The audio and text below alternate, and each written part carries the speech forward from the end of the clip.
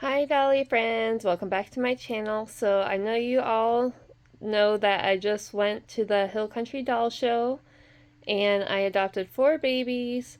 So I wanted to give you a little video on each of them and to show you their details. So this first little guy is Gus. I fell in love with him. I love his little mouth. I just think he is so incredibly detailed and he just looks so realistic. But here he is. And I will show you his details in a sec. He's wearing this adorable little sleeper. I just think he is so precious. And he takes a magnetic pacifier.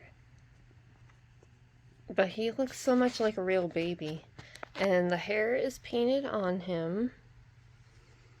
It was done very nicely by the artist. Amazing job on the hair. Love it. And he was such a great deal too. I just had to pick him up. But I think he is so sweet. And under his sleeper, he was wearing this onesie. So I just kept it on him. But I wanted to show you his arms and his little legs and his little feet. I just think he is absolutely precious. Here's his other little arm and his hand. He's varnished very nicely too. It's just a very adorable baby. So just a short video today just introducing this little guy.